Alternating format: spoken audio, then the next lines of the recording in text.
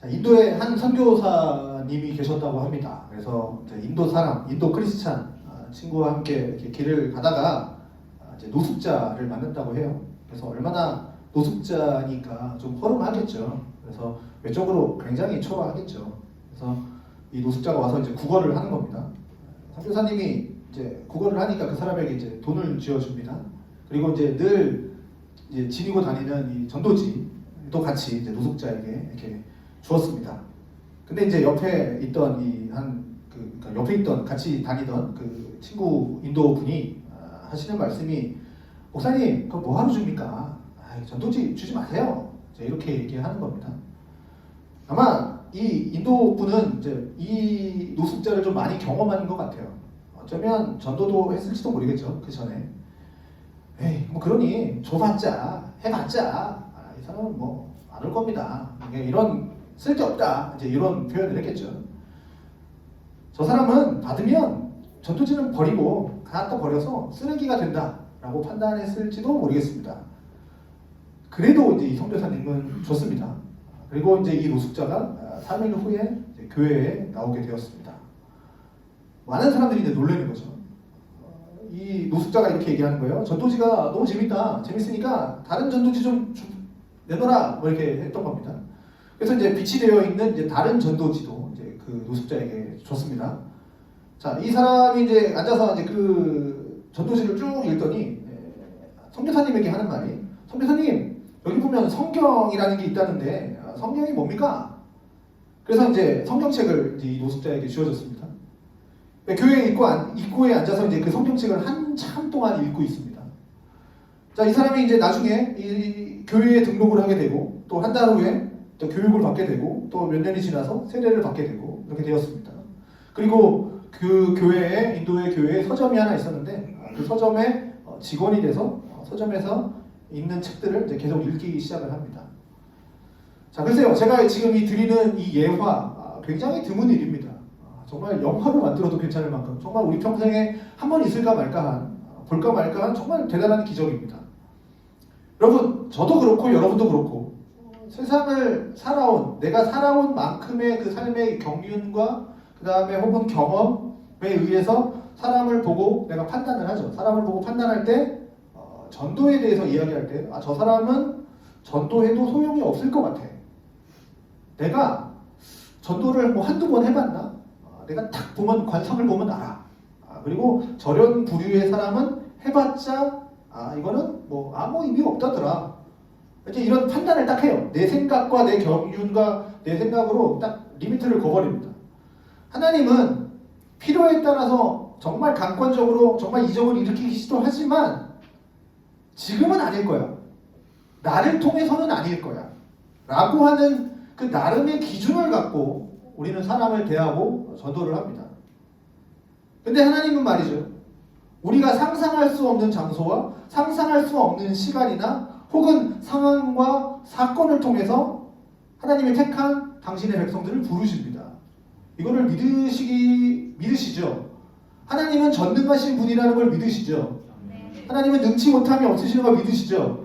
그러면 내 생각과 내 한계를 벗어나는 일도 하실 수 있는 거죠. 내 생각과 내 생각 안에서, 가치관 안에서 행하신다면 그거는 하나님이 내 속에 있는 거잖아요. 내 생각과 내 계획을 뛰어넘으시는 분입니다. 인간의 상식을 뛰어넘으시는 분입니다. 그 뛰어넘으시기에 하나님은 일하신다라는 사실이죠. 자, 그 문제는 전도만이 아니라 우리 모든 삶에 우리가 가지고 있는 한계라는 게 있다는 겁니다. 근데 문제는 이 전도뿐만 아니라 내 생각의 한계, 내 믿음의 한계가 있다는 거죠. 문제는 그거라는 거죠. 그래서 나는 열심히 기도를 해요. 기도는 하지만 마음 한편에 뭐가 있어요? 안 이루어질 거야. 이 기도가 이루어지겠어? 라는 막연함 속에서 기도하고 우리가 세상을 살아갑니다. 그렇게 사는 분들이 더러 있더라고요. 기도는 정말 열심히 하지만 그 기도가 이루어지겠어? 이루어질까? 뭐 이렇게 반신반의하면서 기도하는 경우들이 많이 있죠. 자, 그래서 우리는 이 하나님의 전능하심을 믿지만, 전능하신 하나님 오늘도 좀 찬양했지만, 믿지만 실제 우리 삶 속에서 전능하신 하나님을 우리의 삶에 오셔드리지 못합니다. 정말 아이러니하죠. 내가 예수를 믿지만, 전능하신 예수님을 믿지만 그 전능하심은 믿지 않아요. 결국 우리의 믿음을 가지고 하나님을 믿는다, 나는 하나님 믿습니다 라고 고백도 하고 찬양도 하고 내가 그렇게 살지만 우리가 정해놓은 그 한계, 그 한계점을 벗어나지 못하는 그 어리석은 믿음의 삶을 사는 경우가 너무나도 많다라는 거죠. 여러분, 내가 툭 던진 내 한마디가 그 사람에게 어떤 변화를 일으킬지 누가 압니까? 여러분 아시죠? 경부고속도로의 그 신갈 인터체인지의 가디즈러브 고려운담에서 그 큰 간판 하나 세웠잖아요. 그 예전부터 있었던 거. 그래서 여러 자살하시는 분들 살렸다는 얘기 아시죠? 가디즈러브 다음에 경부고속 한번 타보십시오. 외출에 있습니다. 그 서울 톨게이트 지나서 바로 있습니다. 고려운담에서는 가디즈러브. 네, 그 자살하러 가시는 분들이 그 간판 보고 많이 돌아왔다는 얘기가 있습니다. 정말 여러분들이 툭 던진 내 한마디가 그 사람에게 어떤 변화를 일으킬지, 무심코 던진 돌 한마디가 또 파도를 일으키듯이 여러분 하나님이 하시는 일인데 어떤 역사가 일어날지 우리가 기대하는 마음으로 심으면 좋을 것 같지 않습니까? 자, 오늘 본문 이야기를 잠깐 해드릴게요. 예수님께서 많은 기적을 행하십니다. 많은 기적을 행하신 후에 그 후에 이제 그 다음날 기도하는 장면이 오늘 읽은 본문인데요. 예수님의 사역 가운데 대부분의 시간을 무엇을 하셨냐면 병자를 고치거나 귀신을 쫓는 일을 주 사역으로 하셨습니다. 물론 이제 말씀도 선포하셨죠. 그의 사역 가운데 대부분을 차지했던 게 이제 병자를 고치는 것과 축기 사역, 귀신을 내쫓는 사역을 하셨습니다. 그런데 그 가운데에서도 예수님은 기도하는 시간을 항상 지키셨어요. 꼭 잊어버리지 않으시고 기도하는 시간을 꼭 가지셨습니다. 그래서 35절에 보면 새벽 아직도 밝기 전에 예수께서 일어나 나가 한적한 곳으로 가사 거기서 기도하시더니 라고 되어 있습니다. 자, 아마 이것이 예수님께서 이제 하루를 감당하기 위한, 하루의 사역을 감당하기 위한 근본적인 능력과 힘이 되지 않았을까? 이 기도의 시간을 통해서 하루를 일을 하는 감당할 수 있는 힘과 능력이 되지 않았을까? 자, 새벽 아직도 날이 밝기 전에 일어나셔서 기도하셨는데, 자, 이제 제자들이 이제 예수님이 어디 계신지 이제 한참 찾은 것 같아요. 되게 찾은 것 같습니다. 그래서 그리고 마침내 이제 찾았습니다. 그래서 와서 하는 말이 뭐냐면 모든 사람이 예수님을 찾습니다 라고 이제 얘기를 하는 거예요. 자, 아까 얘기했듯이 예수님은 낮에는 이제 전날에도 많은 병자들과 사람 고치시고 그다음 귀신들을 쫓으시는 이적들을 보이셨습니다. 그러니 다음날 일찍부터 예수님을 찾는 게 당연하겠죠. 오픈런을 하겠죠. 기다렸다가는 뭐 엄청나게 줄을 서니까 빨리 가서 하고 싶은 거죠. 고침받고 싶은 거죠. 그러니 이른 아침부터 시몬과 그리고 그와 함께 있는 자들이 예수님을 찾아 나섰을 겁니다. 그래서 여기는 없지만, 여기 본문에는 없지만 하나님, 예수님 어디 계십니까? 예수님 찾는 사람이 얼마나 많은지, 아니면 사람들이 지금 예수님을 얼마나 찾고 헤매고 있는데 여기 계시면 어떡합니까? 라는 아마 의미의 표현이 여기에 담겨있지 않았을까 싶습니다. 아마 여기 이제 모든 사람이라고 되어 있으니까 이 사람들이 누구겠습니까? 이 모든 사람이 아마 어제 뭐 병을 아직 고침 못 받으신 분들, 그러니까 병에 걸려서 고침받지 못하고 있는 사람들, 혹은 병자들, 혹은 귀신 들린 사람들, 아니면 그의 가족들, 그리고 정말 자신이 극복하지 못하는 그런 문제, 아픔 이런 것들을 가지고 있는 사람들이 대부분이겠죠. 모든 사람에서. 혹은 그냥 구경꾼, 능력을 행하는 그 현장을 좀 보고 싶어서 호기심에 찾아온 사람들도 아마 있을 겁니다. 이 모든 사람에 포함될 겁니다. 자, 그런데 이 제자들의 말에 주를 찾습니다 라는 말에 예수님은 이렇게 대답을 하십니다. 자, 우리가 가까운 다른 마을로 가자. 거기서도 전도하리니 내가 이를 위해서 왔다. 자, 오늘 본문을 통해서 깨달을 수 있는 가장 분명한 진리는 뭡니까? 딱 하나 보이는 거. 예수님이 이 땅에 오신 목적이 나오죠. 예수님이 이 땅에 왜 오셨나? 그게 딱 나오죠. 예수님이 이 땅에 오신 이유는 병 고치러 온 것도 아니고요. 귀신을 쫓아내려 이 땅에 오신 것도 아니에요. 복음을 전하러 오셨다라는 거죠. 예수님이 이 땅에 오신 이유는 이거 하나예요. 복음을 전하기 위해서 오신 겁니다. 병 고치는 거 중요하죠. 병자에게 너무나도 중요합니다. 생각해 보십시오. 아무리 내가 많이 가졌고 내가 명예가 있고 내가 뭐 권력이 있어요. 뭐 이 세상에도 부러울 거 없어요. 그런데 건강이 없어요. 뭐 있어봐야 아무 소용이 없지 않습니까? 삶의 질이 확 떨어지죠. 건강이 없는데. 자, 귀신 들렸다고 생각해 보십시오. 생활 자체가 어렵죠.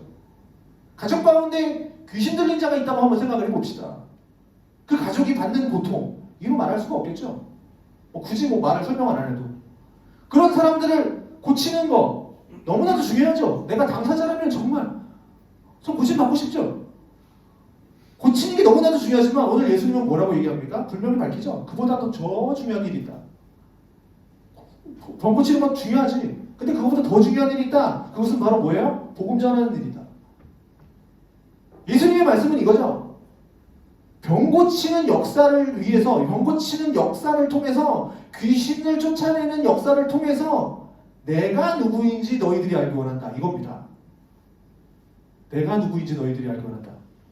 여러분, 구약적인 표현으로 요 이야기를 하면, 구약에는 뭐냐면 병에 걸린 사람은 단순히 그러니까 육체의 병이 걸린 게 아니라 구약에서는 어떻게 생각했냐면 하나님의 저주라고 생각했습니다. 내가 몸이 정상인이 아니에요. 정상이 여기에 뾰록지가 났어요. 예를 들어 뾰록지가 났어요. 그러면 이게 불순종에서 난 겁니다. 죄악 때문에 났다라고 생각을 하는 겁니다. 온전하지 못하다라고 생각을 하는 거예요. 그러니까 하나님의 저주다. 그래서 너 하나님께 죄 졌기 때문에 이런 육체의 질병이 생겼다. 이렇게 생각을 하는 겁니다. 하나님께 죄를 범한 징계의 결과가 뭐냐? 라는 거죠. 육체의 질병이 생긴 거죠. 구약에서는 그렇게 생각을 한 겁니다. 자, 온전하지 못하다. 깨끗하지 못하다. 더럽다. 이렇게 표현을 한 거죠. 그래서 사람들을 멀리하는 거죠. 접촉하면 옮는다. 그래서 사람들을 멀리하고 그 사람이 가는 길 자체를 가지를 않고 이렇게 되는 거죠. 구약시대 그랬습니다. 자, 그래서 그러면 병고침을 받는다는 건 그건 무슨 의미입니까? 내 죄가 사함받았다라는 얘기죠. 병의 고침을 통해서 내 병이 치료됨으로 인해서 내 병이 치료됐지만 죄가 사해졌다라는 거죠. 그래서 예수님이 병자를 고칠 때 네 병이 나을지어다 얘기 안 하고 뭐라 그래요? 네 죄가 사했다 이렇게 얘기를 하죠. 자, 죄를 사할 수 있는 분은 누굽니까? 이 세상에 죄를 사할 수 있는 분은 하나님밖에 없죠. 인간이 인간의 죄를 사할 수 없잖아요. 죄를 사할 수 있는 분은 하나님밖에 없습니다. 그런데 예수님이 그 병을 고치셨다라는 사실이죠. 그러니 그것을 구약적 해석을 하면 뭡니까? 내가 하나님이다라는 얘기입니다. 내가 하나님인데 너희 앞에 지금 나타나 있다라는 겁니다. 마가복음의 이야기가 그 얘기입니다. 하나님의 아들 예수 그리스도의 계시라 이렇게 시작하죠. 예수님의 복음이다 이렇게 복음의 시작이다 이렇게 시작하지 않습니까? 마가복음을 한번 나중에 쭉 한번 보면 참 좋을 것 같습니다. 내가 하나님인데 너희 앞에 지금 있다. 이것을 사람들이 깨닫기 원한다라는 거죠. 구약시대부터 창세기부터 그렇게 얘기했던 메시아, 너희가 그렇게 기다렸던 메시아 그리스도가 너희 앞에 있지 않느냐. 이 놀라운 하나님만이 할 수 있는 그 일을 내가 지금 너희에게 행하고 있지 않느냐 라는 메시지가 병고침과 귀신을 쫓아내는 사역 가운데 이것이 핵심이라는 거죠. 병고치는 게 중요한 게 아니라 병고치는 내가 누구냐라는 거죠. 근데 사람들이 예수님을 찾습니다. 사람들이 예수님을 찾는 이유는 뭡니까? 병고침 받기 위해서라는 거죠. 가족 가운데 귀신 들린 사람들을 좀 쫓아내고 건강한 삶을 살기 위해서. 이게 잘못된 건 아니죠. 잘못된 건 아닌데 핵심을 놓치고 있다는 겁니다. 핵심.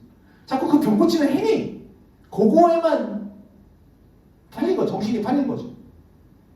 만약 여러분과 저와 여러분이 죽을 병에 걸렸다고 칩시다.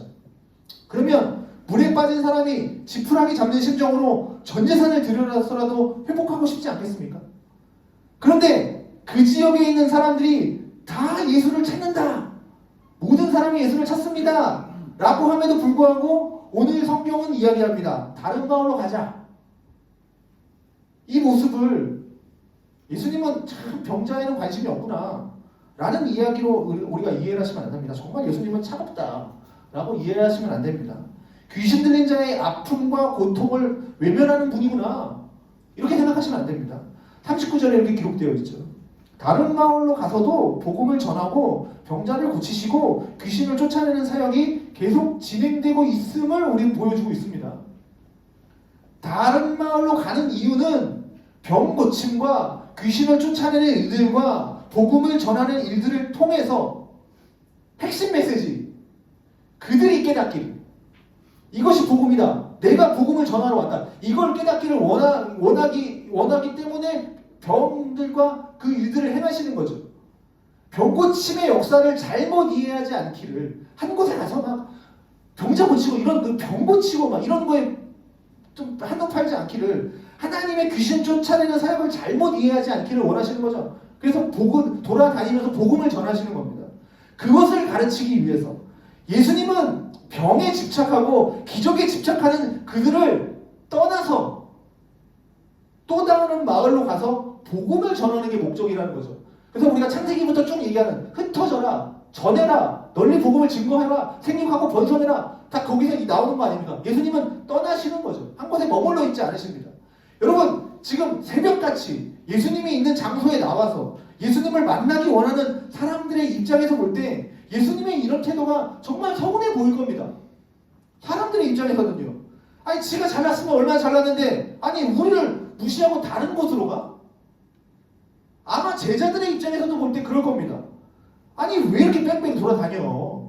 아니, 여기도 지금 사람 엄청 많은데, 아직 못 고친 병자들이 많은데, 여기 병든 사람도 있고, 여기 귀신 들린 사람도 있고, 여기 또 삶의 아픔을 지닌 사람들도 많은데, 왜 굳이 다른 데로 가십니까? 여기서 이름 날려서 소문 나면 되잖아요. 라고 생각할 수도 있겠죠. 그냥 한 곳에 편안하게 있으면서 굳이 왜 옮겨 다녀요? 다시 거기서 왜 다시 처음 시작해요?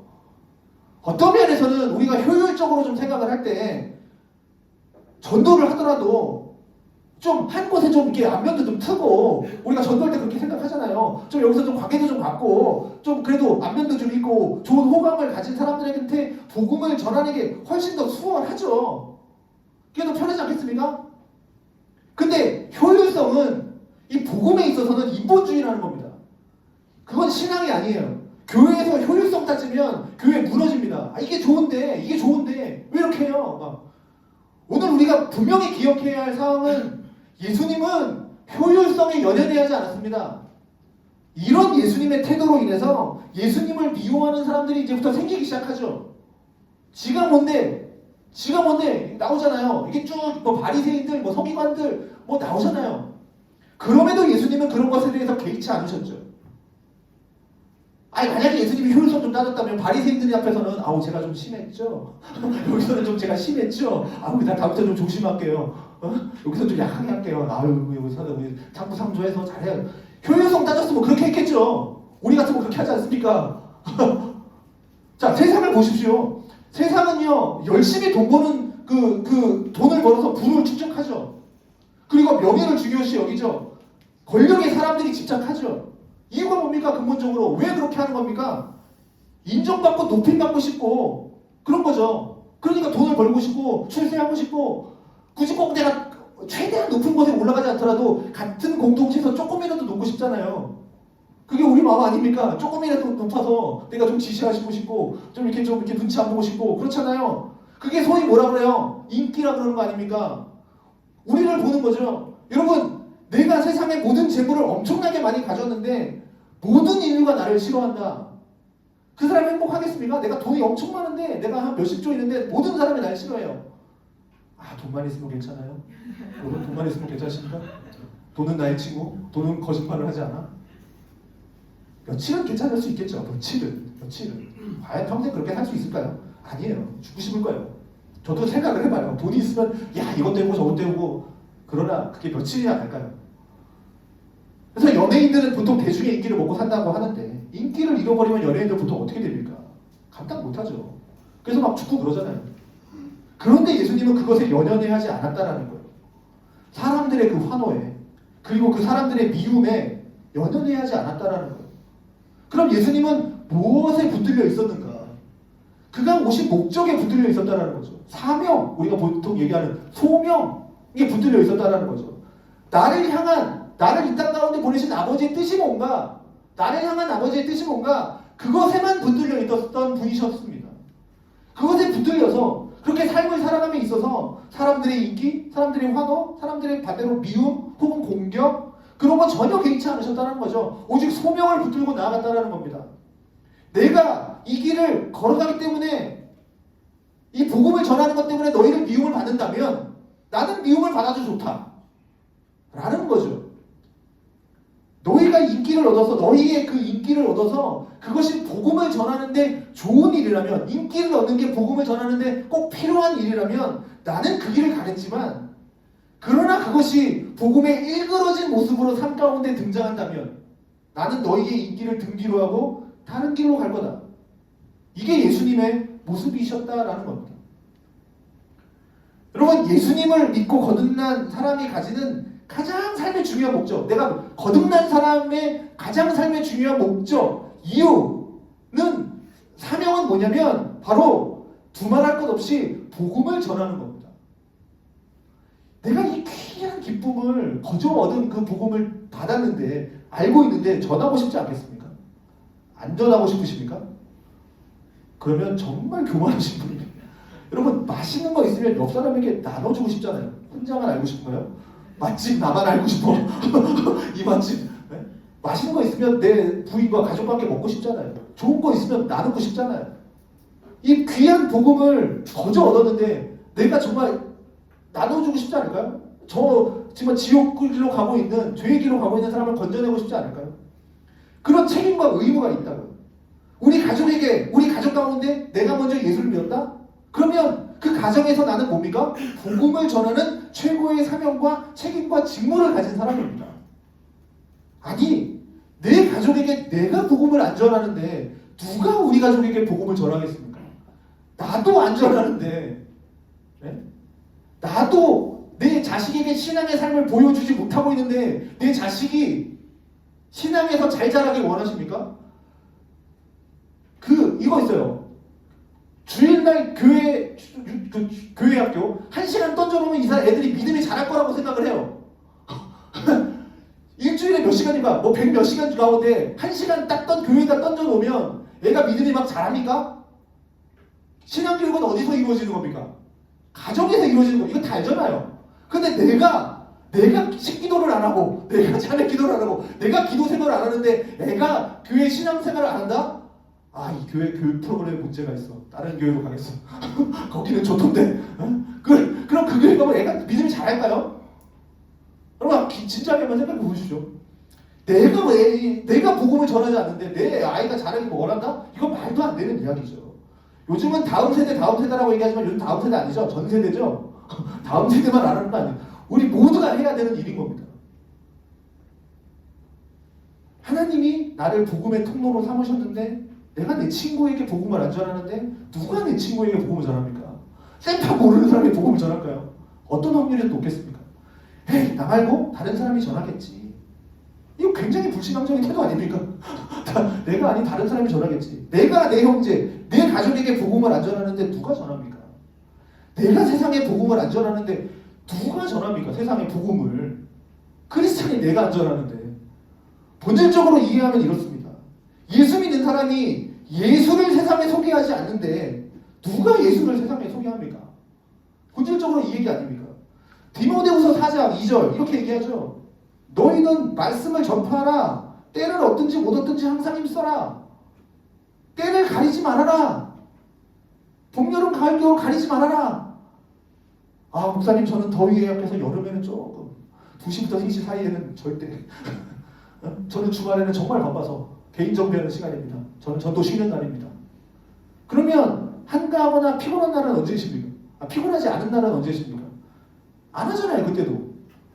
디모데후서 4장 2절 우리에게 말씀하는 게 뭡니까? 상황과 시간과 혹은 계절, 날씨 이런 거 연연히 하지 말아라 라는 얘기 아닙니까? 때를 어떤지 못 어떤지 예수님이 사람의 인기나 미움에 연연히 하지 않았듯이 너희가 예수를 믿고 거듭났다면 그런 상황과 그런 환경과 날씨와 그런 것에 연연히 하지 말아라.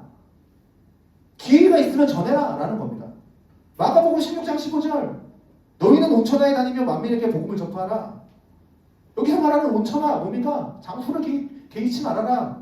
내가 생각하기에 좋은 곳, 여기는 복음 전하기 좋은 곳이야. 교회 앞에 뭐 이런데 불교 뭐 이렇게 뭐 사당 앞에서는 전도하면 안 돼. 뭐 이런 거 내가 딱 리미트 딱 걸어놓고 장소를 구별되게 정하지 말라라는 겁니다. 복음을 전하는 데 있어서 지역이 혹은 환경이 이유가 되겠습니까? 그리고 더 나아가 여기서 또 온천하 사람을 구별하지 말아라. 저 사람은 돈이 많으니까 안 될 거야. 저 사람은 돈이 적으니까 와봐야 소용이 없어. 저 사람은 많이 배웠으니까 저 사람은 못 배웠으니까 이런 내가 생각한 리미트, 내가 정한 기준 그런 것이 복음을 전하는 분류가 되어서는 안 된다라는 얘기입니다. 자, 여기서 내가 복음을 전한다라고 얘기했죠. 전도. 아까도 얘기했지만 자꾸 전도 그러면 여러분 되게 부담감 갖죠. 아, 목사님 다음 주 전도 찬지니까 전도 얘기하는구나. 이번 주에 빡세게 하라는 얘기구나. 물론 맞아요. 그것 때문에 한 거예요. 물론 맞지만 여기서 제가 전도하는 얘기는 교회로 데리고 나와라 이 얘기를 하는 게 아니에요. 지금 일주일 돌아다니면서 교회 나올 만한 사람 있으면 데리고 나와라 이 얘기를 하는 게 아니라 복음을 전하는 것을 얘기하는 겁니다. 교회를 자꾸 전도 그러면 교회로 데리고 나와서 여기 앉히는 거 자꾸 이런 거를 하니까 자꾸 부담스러워요. 이렇게 얘기 아니라 전도하는 거, 복음을 전하는 거, 복음을 전하는 걸 얘기하는 겁니다. 나를 통해서 예수님이라는 그 복음이 증거되어지는 그 복음을 얘기하는 거예요. 그 얘기하는 겁니다. 교회로 데리고 나와라. 지금 이 얘기하는 거 아니에요? 여러분 그 거룩한 부담감 갖지 마십시오. 복음을 증거, 내 삶을 통해서 내 언어를 통해서 복음이 증거되고 있는지를 얘기하는 겁니다. 자, 우리가 살면서 호불호가 있죠. 내가 좋아하는 사람이 있고요. 내가 미워하는 사람이 있고요. 마음이 편한 사람, 불편한 사람들이 당연히 있습니다. 그러니까 아까 얘기한 온천하 가리지 말라라는 얘기를 하는 겁니다. 그래서 예수 믿는 사람에게 주어진 사명 가운데 이 전도라는 사명은 장소 혹은 시간, 대상 혹은 환경, 여건 이런 것들을 핑계로 댈 수 없다라는 얘기를 하는 겁니다. 틈만 나면 복음을 전하라는 거예요. 그래서 걸을 때도 목사라면 좀 다르게 걸어야 되지 않겠습니까?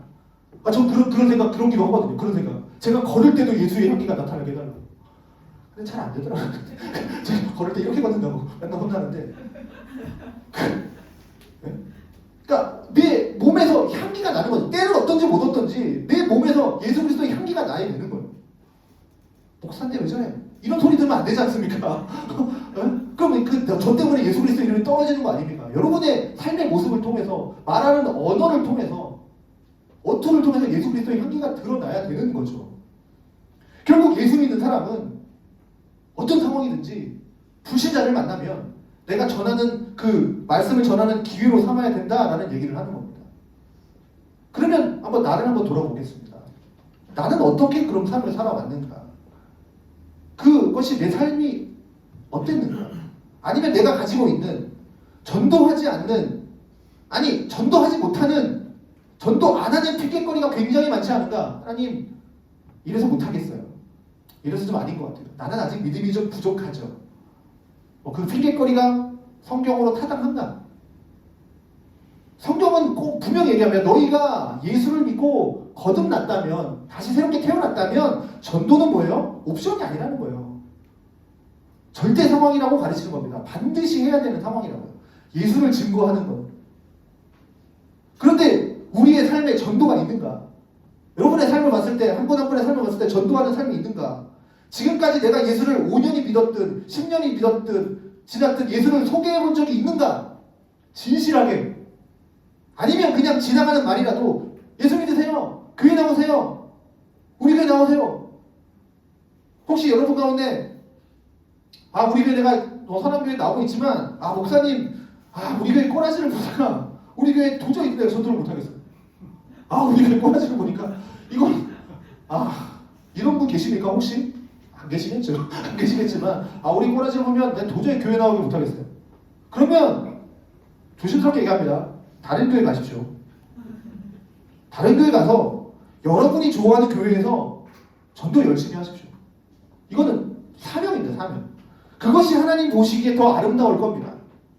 우리 교회가 이 모양 이 꼴이기 때문에 내 전도를 못한다? 그건 말도 안 되는 얘기죠. 그건 완전 핑계거리 아닙니까? 그러면 여러분 꼬라지가 이러면 바로 앞에 교회 한마음교회도 있고요, 지구촌 교회도 있고요, 베트남 교회도 있고요. 여러분 이게 품이 얼마나 많습니까? 한치 5개나 있다는데 한인교회가 품위형에만. 네? 교회 많습니다. 여러분들이 정말 좋은 교회를 선택해서 정말 예수 믿는 사람답게 살아가는 삶을 선택하십시오. 그게 더 맞는 겁니다. 그게 옳은 거죠. 우리 인생 그렇게 길지 않습니다. 하나님이 기뻐하시는 삶을 살다가 가야 될 거 아닙니까? 그렇게 하나님께 그런 하나님께 기쁨이 되는 삶을 살아야 될 거 아닙니까? 정말 여러분들이 내 지인을 데리고 오고 싶은데 못 데려오겠어. 그래도 감사합니다. 그래도 너무 감사합니다. 그래서 못 데려오겠어. 그럼 지인 데리고 다른 교회 갈 수 있는 교회를 가십시오. 무슨 말씀 드리고 싶은지 아시죠? 제가 무슨 말씀 하는지. 전도는 우리의 삶의 굉장히 절대적인 부분이라는 걸 얘기하는 겁니다. 복음을 전하는 것. 어느 날 초등학교 4학년이 자기 동네 놀이터에서 그네를 탔다고 합니다. 아이가 가만히 보니까 반대쪽에서 노인네 한 분이 계신데 줄담배를 피우고 계시는 거죠. 그래서 초등학교 4학년이 그 눈에 보기에도 뭔가 이 어르신이 뭔가 고민이 있는 것 같아요. 그래서 할아버지한테 갑니다. 말을 겁니다. 할아버지, 왜 이렇게 담배를 피세요? 할아버지가 이제 마음이 열렸는지 좀 이렇게 얘기를 합니다. 아이한테 말을 합니다. 며느리랑 싸워서 내가 나왔는데 할 일도 없고 내가 심심하고 화도 나고 짜증도 나고 그래서 내가 지금 담배를 피고 있다. 네? 초등학교 4학년이 이렇게 얘기를 하는 겁니다. 할아버지 심심하세요? 그럼 교회 가세요. 근데 할아버지가 반응이 있는 거죠. 보통은 튕겨내야 되는데 그날따라 반응이 있는 거죠. 그래? 야, 너 어느 교회 다니니? 내가 한번 가볼게. 그래서 주일날 몇 시에 어디서 만나기로 약속을 합니다. 집에 와서 이제 부모님께 신나서 이제 얘기를 하는 거죠. 엄마, 아빠, 나 이렇게 해갖고 할아버지 전도했어. 할아버지 보고 교회 가자 그랬어. 어이구, 그래, 잘했네. 아빠, 그러면 내가 주일에 내가 먼저 가서 할아버지 기다렸다가 모시고 갈게. 이렇게 된 겁니다. 그래서 그 시간에 딱 나가니까 할아버지가 딱 양복을 입고 빼입고 기다리고 있었습니다.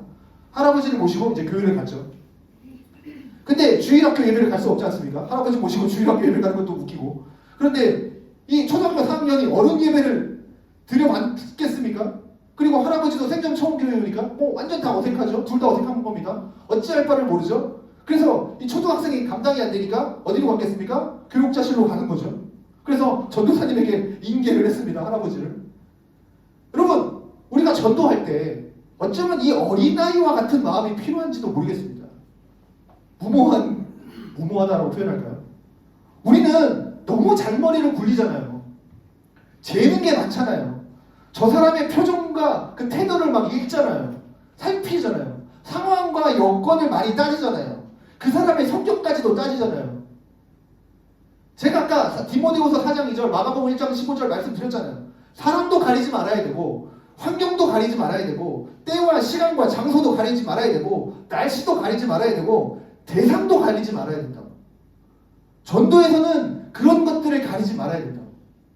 전하는 것은 뭡니까? 우리의 사명이라고 얘기했습니다. 우리의 삶이어야 한다. 그렇게 성경은 가르치고 있습니다. 그런데 왜 우리는 전도를 하지 못할까요? 이렇게 성경에서 사명이다, 소명이다 라고 얘기하는데 왜 우리는 전도를 못할까요?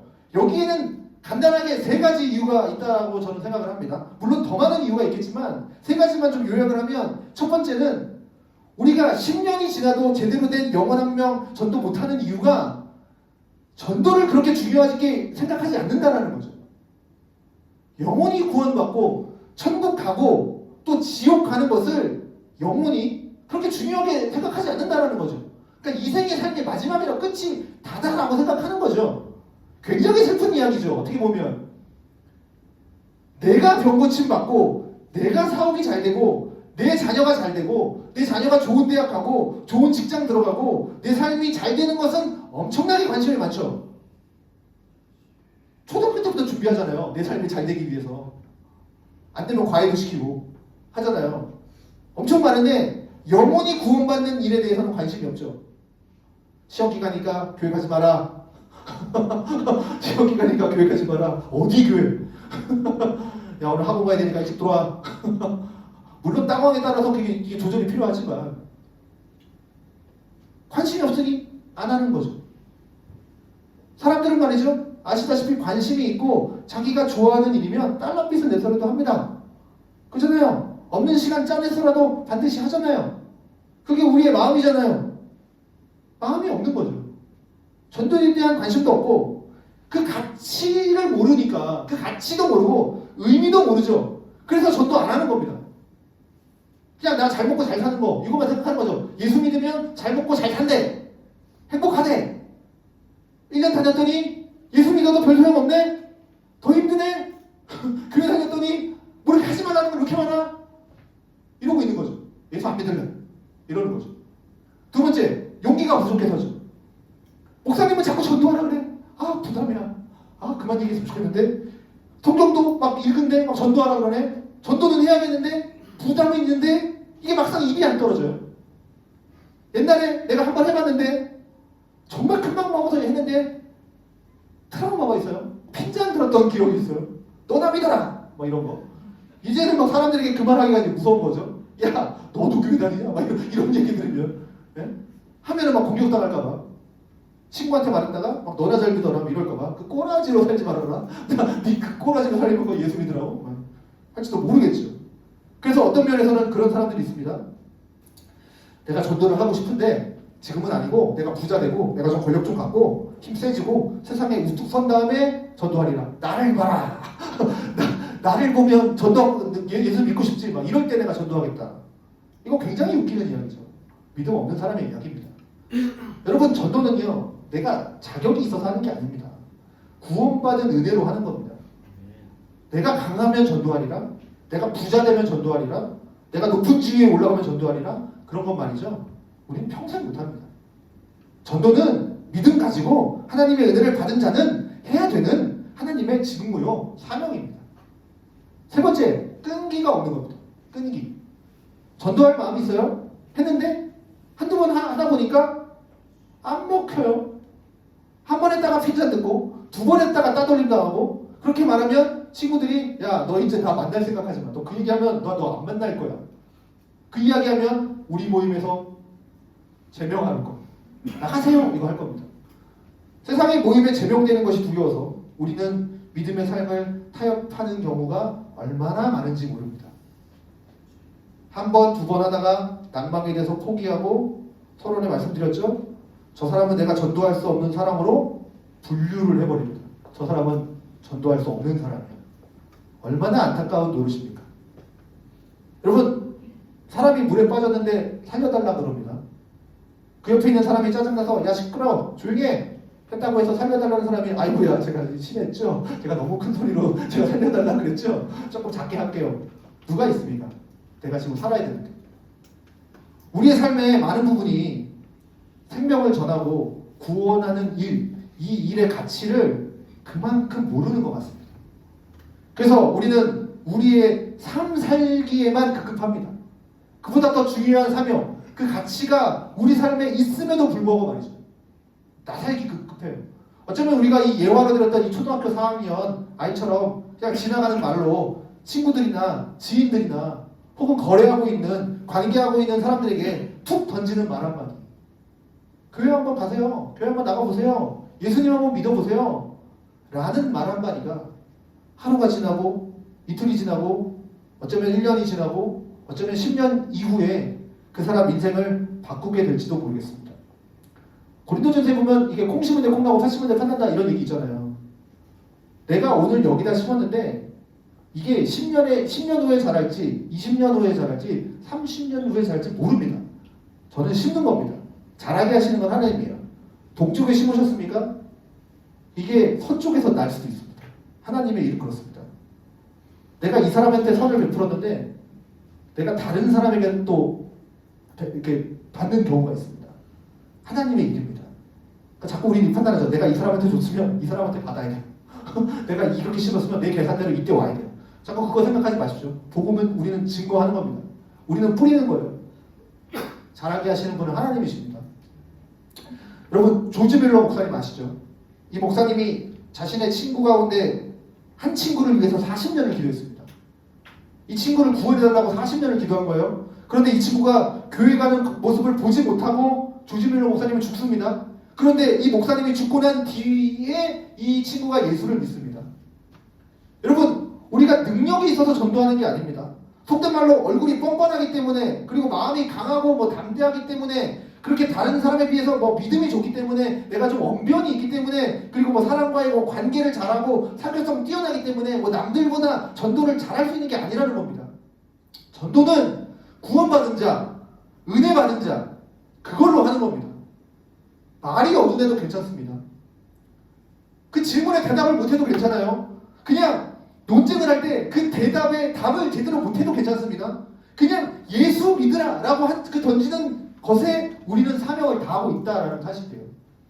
어떤 사람이 따지겠죠. 야! 교회 왜 그래? 뉴스 보니까 장난 아니던데? 말하겠죠. 모르는 것은 모르겠다고 대답하면 됩니다. 그냥 복음을 전하는 거예요. 예수님을 소개하는 겁니다. 성경을 말하기를 너희가 그럴 때 성령께서 너희에게 말할 걸 주겠다라고 얘기합니다. 그 믿음 가지고 우리는 부딪혀서 복음을 전할 뿐이죠. 이게 우리의 몫이니까. 우리의 몫만 감당하고 그 다음은 하나님께 맡기는 겁니다. 그럼 전능하신 하나님이 이거를 어떻게 사용하실지 우리는 그냥 기대하면 되는 거예요. 한 번도 보신 적 없어요? 이번에도 해야 되지만 내 삶 가운데서 한번 심어보세요. 하나님이 그걸 어떻게 역사하시는지. 여러분 교회 어떻게 나오셨습니까? 은혜 아닙니까? 내가 교회를 나오다니. 네? 뭐 되신다십니까? 믿음 있는 부모를 만났기 때문에 나오는 겁니다. 여러분 그냥 내가 태어나서부터 교회요. 이게 아니에요. 믿음 있는 부모 만났기 때문에 나오는 거예요. 이런 기적이. 믿음 있는 부모를 안 만났으면 내가 지금 시간에 뭐 하고 있을까요? 여러분 정말 내가 교회 나온 건 하나님의 은혜예요. 그러면 그 은혜를 좀 다른 사람에게 증거하고 싶지 않겠습니까? 않으십니까? 나만 갖고 있으실 겁니까? 예수님은 사람들의 인기에 연연해하지 않으셨습니다. 예수님은 사람들의 미움에 연연해하지 않고 개의치도 않으셨습니다. 오직 예수님은 오늘 본문에 기록된 말씀처럼 그의 복음이 왜곡되는 것을 염려해서 오직 복음을 전하는 그 진리만을 전하는 일에 집중해 있는 예수님의 모습을 보게 됩니다. 38절 다시 읽겠습니다. 우리가 다른 가까운 마을로 가자. 거기서도 전도하리니 내가 이를 위해서 왔더라. 여러분 우리가 예수를 믿고 거듭난 사람으로서 우리 삶에 가장 가치 있는 일, 내가 예수를 믿고 가장 가치 있는 일이 무엇인지 우선순위 정하십시오. 그리고 열심히 내 삶을 사십시오. 열심히 성실하게 진실하게 정직하게 사십시오. 그러나 우리가 살 때 무엇이 목적이어야 하고 무엇이 가장 삶에 가치 있는 내가 잊어버려서는 안 되고 반드시 해야 할 일이 무엇인지를 좀 알고 그 일을 감당하는 삶을 사시기 바랍니다. 오늘 성경 말합니다. 때를 얻든지 못 얻든지 장소 개의치 말고 대상 가리지 말고 너희는 복음을 전하라. 전도 나는 이것을 위해서 왔다. 너희가 예수를 믿고 거듭났고 은혜를 가졌느냐? 너희에게는 이제 전도의 사명이 있다. 라는 것이 오늘 본문의 메시지입니다. 그래서 여러분 전도가 용기를 내서 하는 일이 아니라 일상의 삶이 되어지는 습관이 되기를 주님의 이름으로 축원드립니다. 그래서 모든 상황, 모든 대상 속에서 전도의 기회를 삼고 복음을 전하는 그 여러분의 삶을 통해서 여러분의 가정이, 여러분의 가족들이, 이웃과 형제들이 하나님의 생명을 얻는 그런 풍성한 은혜가 있기를 주님의 이름으로 축원드립니다.